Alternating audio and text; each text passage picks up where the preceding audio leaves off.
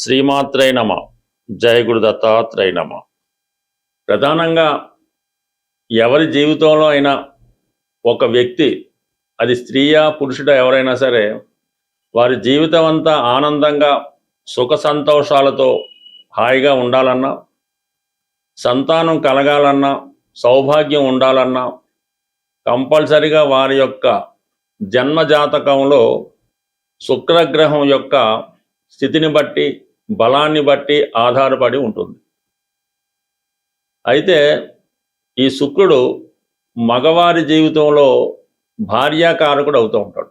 అంటే ఎవరైనా అబ్బాయిల జాతకంలో శుక్రుడు మంచి ఉచ్చులో ఉండి బలంగా ఉంటే వారికి బాగా సౌందర్యవతి, ధనవంతురాలు, గుణవతి అయినటువంటి భార్య రావడం జరుగుతుంది.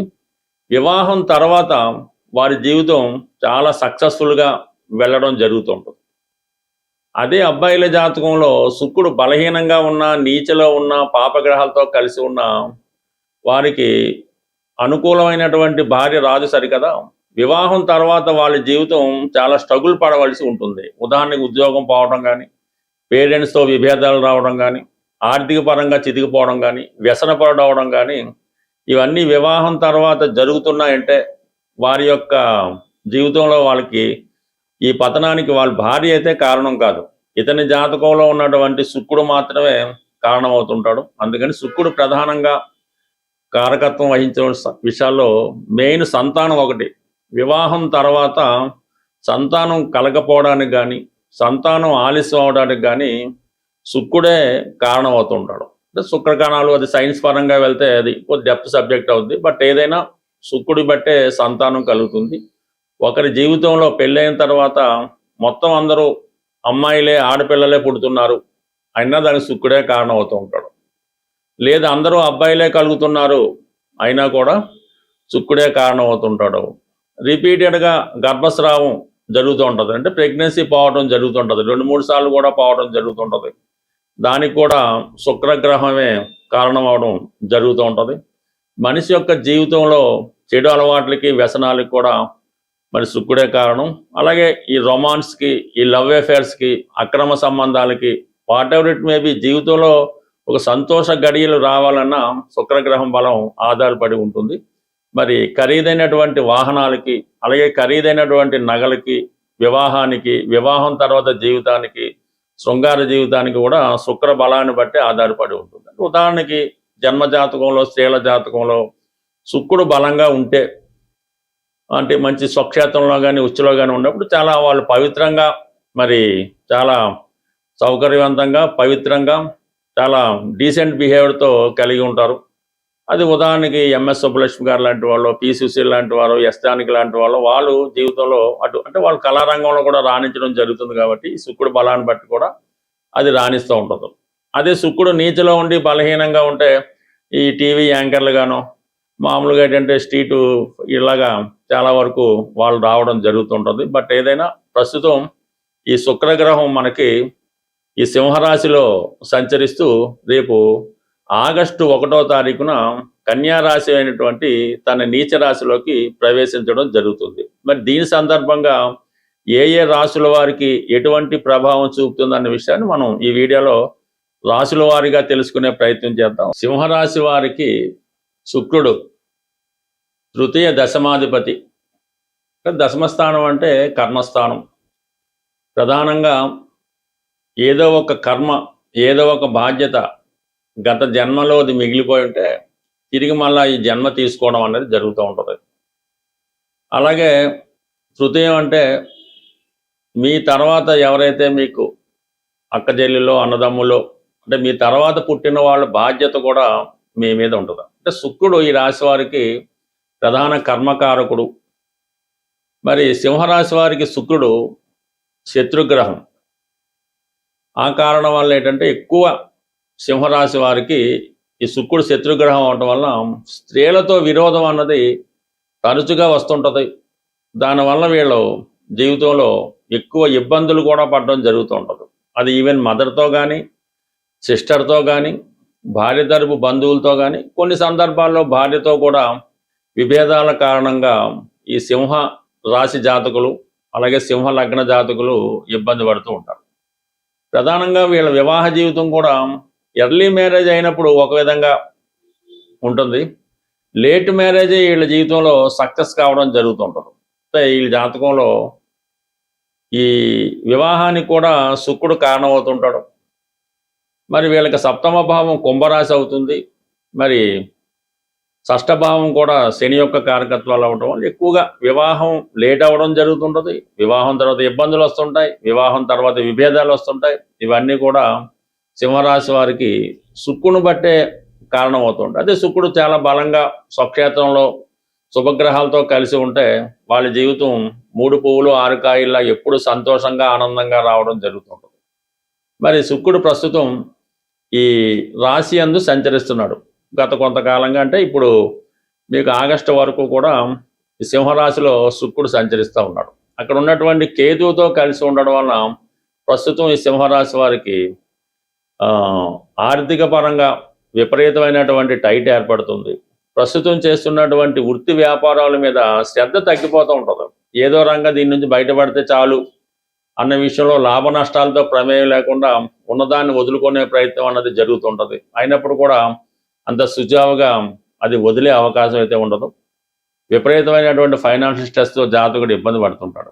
అయితే ఇది ఆగస్టు 1వ తారీఖున అనూహ్యంగా మనకి శుక్రుడు ధనస్థానంలోకి వచ్చి వీక్ అయినప్పటికీ కూడా కొంత శుభ ఫలితాలు ఇతర గ్రహాల కారణంగా ఇవ్వడం జరుగుతుంది. అంటే శుక్రుడు ధనస్థానంలోకి వచ్చాడు, మంచిదే. శుక్రుడు ధనస్థానంలోకి వచ్చినప్పుడు ధన సంపద పెరుగుతుంది, కుటుంబ సభ్యులు సహకరిస్తారు, వ్యాపార పరంగా రొటేషన్ పెరుగుతుంది. చాలా తెలివితేటలుగా మాట్లాడడం వల్ల అవతల వాళ్ళు మీకు సహకరించడానికి మొదలు పెడుతుంటారు. అంటే శుక్రుడికి శని యొక్క దృష్టి పడుతుంది, శని యొక్క దృష్టి ధనస్థానం మీద పడుతుంది. అంటే అష్టమంలో ఉన్నటువంటి శని ధనస్థానంలో ఉన్నటువంటి శుక్రుడి మీద పడడం వల్ల ఫండ్స్ రిలీజ్ అవుతాయి అన్నమాట. ఇన్సూరెన్స్ ద్వారా అవ్వచ్చు, బ్యాంకుల ద్వారా అవ్వచ్చు, రుణ ప్రయత్నం ద్వారా అవ్వచ్చు. మొత్తం మీద ఆర్థికంగా ఒకేసారి లంసంగా ఫైనాన్స్ ఓపెన్ అవుతుంది. అలాగే వ్యక్తిగతంగా ఉద్యోగం చేసుకున్న వాళ్ళకి ఉద్యోగ ప్రయత్నాలు కొంతవరకు ఫలిస్తాయి. ఇది ఎక్కువగా స్త్రీలకు వర్తిస్తుంటుంది. స్త్రీలకు, మీరు స్త్రీ అయి ఉంటే మీ యొక్క వ్యక్తిగత ఉద్యోగ ప్రయత్నం ఫలిస్తుంది. మీ కుటుంబంలో ఎవరికైనా ఉద్యోగం వచ్చే అవకాశం కూడా ఉంది. అంటే ఈ శని యొక్క దృష్టి వల్ల శుక్రుడు మిత్రగ్రహం వల్ల బలవంతుడవుతాడు. అలాగే ఇంకొక ప్రధాన కారణం ఏంటంటే గురువు లాభస్థానంలో ఉన్నాడు. చతుర్థ సప్తమాధిపతిగా గురువు లాభస్థానంలో ఉండడం వల్ల మొత్తం మీద శుక్రుడు ఈ సింహరాశి వారికి ఆగస్టు 1వ తారీఖు నుంచి సెప్టెంబర్ 2వ తారీఖు మధ్య విశేషమైనటువంటి ధనయోగాన్ని, స్త్రీ లాభాన్ని, ఆర్థికంగా సక్సెస్ఫుల్ని ఇవ్వడం జరుగుతూ ఉంటుంది. మీరు సినిమా రంగంలో ఉన్న, టీవీ మీడియా రంగంలో ఉన్న, స్వతంత్ర వృత్తిలో ఉన్న చాలా వరకు సక్సెస్ అన్నది మీకు ఆగస్టు 1 నుంచి సెప్టెంబర్ మధ్యలో ఆర్థిక పరంగా ఆగిపోయినటువంటి పనులు కంప్లీట్గా తిరిగి ప్రారంభం అవడం జరుగుతుంది. అయితే ఇక్కడ చేయవలసిందల్లా మీరు ఏంటంటే శుక్రగ్రహానికి మాత్రం మీరు కంప్లీట్గా పరిహారం చేసుకుంటే చాలా వరకు మీకు ఇతర విషయాలు, అంటే కుటుంబ విషయాలు, ఆర్థిక విషయాలు, స్త్రీ సౌఖ్యం, వివాహ సంబంధించిన విషయాలు, కుటుంబంలో స్త్రీలకి అందరికీ అనుకూలమైనటువంటి పరిస్థితి, ఎస్పెషల్లీ సింహరాశి వారికి ఒక విపరీత రాజయోగం లాగా ఈ శుక్రుడు ఆగస్టు 1 తర్వాత వర్క్ చేయబోతున్నాడు. శుక్రగ్రహ పరిహారాలు అన్నవి చాలా సులభంగా చేసుకోవచ్చు. అంటే జనరల్గా శుక్రగ్రహానికి డైమండ్ ఉంగరం పెట్టుకోవడం, 6 ముఖాల రుద్రాక్ష ధరించడం, ఈ బొబ్బర్లు దానం చేయడం, ఇవన్నీ కూడా ప్రాథమికంగా ఉన్నటువంటి రెమెడీలు. ఇవి అందరికీ అన్ని విషయాల్లో కలిసి రాకపోవచ్చు.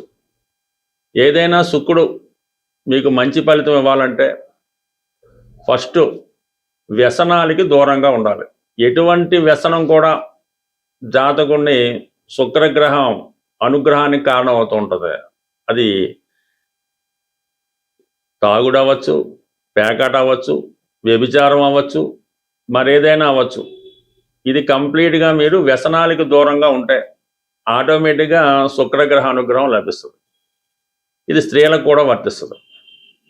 స్త్రీలను గౌరవంగా చూడటం, ఏ స్త్రీ అయినా, చిన్న పాప అయినా, పెద్దమ్మ అయినా, తల్లి అయినా, తండ్రి అయినా, ఎవరినైనా సరే గౌరవప్రదంగా చూడవలసి ఉంటుంది, వాళ్ళని గౌరవించవలసి ఉంటుంది. వాళ్ళు ఏ పని చేయని కూడా మనకు అనవసరం, వాళ్ళని గౌరవించే మీరు కంపల్సరీగా శుక్రగ్రహ అనుగ్రహం పొందడం జరుగుతూ ఉంటుంది. అయితే చిన్న పరిహారం కూడా ఉంటుంది దీనికి. అంటే మగవాడికి సహజంగా స్త్రీలను చూడడం అన్నది సహజంగా ఉంటుంది. మీరు ఏదైనా చూడకూడని దృష్టితో ఒక స్త్రీని మీరు చూసినప్పుడు ఆ పాప పరిహారం నిమిత్తం మీరు ఆ స్త్రీ యొక్క పాదాలని చూసి, ఆ పాదాల వంక చూసి ఒకసారి మనసులో నమస్కారం చేసుకుంటే ఆ పాప ఫలితం మీకు పోవడం జరుగుతుంది.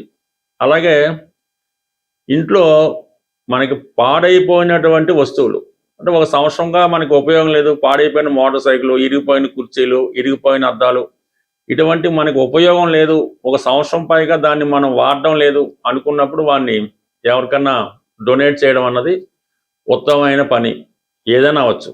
దాని తర్వాత ఏంటంటే అద్దాలు, ఇంట్లో ఉన్నటువంటి అద్దాలు చాలా క్లియర్ కట్గా నీట్గా ఉండాలి. సాధ్యమైనంత వరకు పడక గదిలో, బాత్రూములో ఈ అద్దాలు, అంటే ముఖం చూసుకొని అద్దాలు లేకుండా ఉండడం మంచిది. మామూలు అద్దాలు అయితే ఓకే, గ్లాసెస్, పార్టిషన్ గ్లాసులు ఓకే.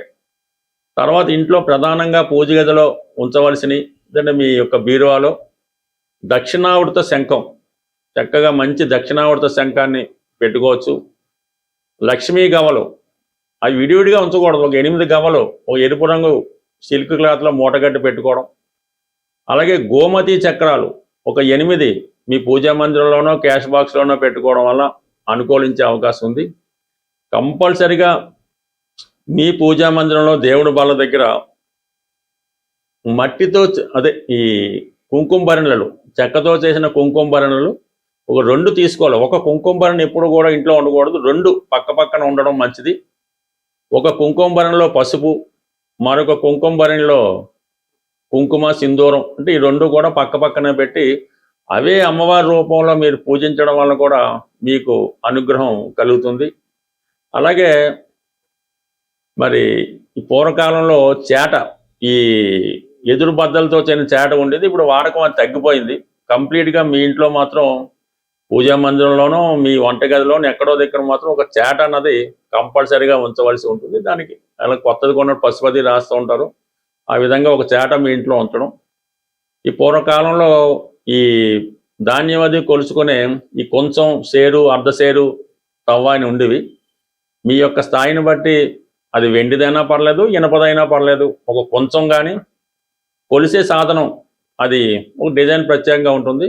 అది కూడా మీ యొక్క పూజా మందిరంలో కానీ స్టోర్ రూమ్లో కానీ ఇది ఉంచుకోవడం వల్ల కూడా మీకు లక్ష్మీప్రదంగా రావడం జరుగుతుంటుంది.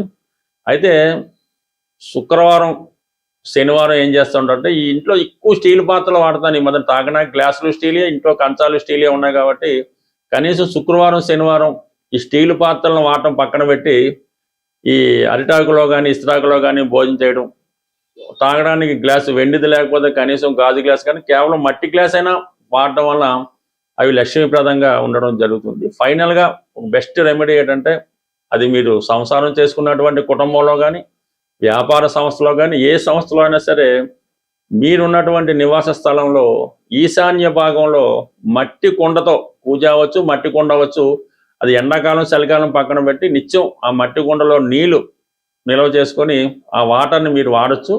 వేరే విధంగా పూజకు ఉపయోగించుకోవచ్చు. ఈ మట్టి కుండలో నీరు ఈశాన్య భాగంలో పెట్టడం వల్ల మీకు భూతత్వం యాక్టివేట్ అయ్యి నిత్యం ఆ సంస్థ, ఆ గృహం కలకలాడుతూ ఉంటుంది. స్వస్తి.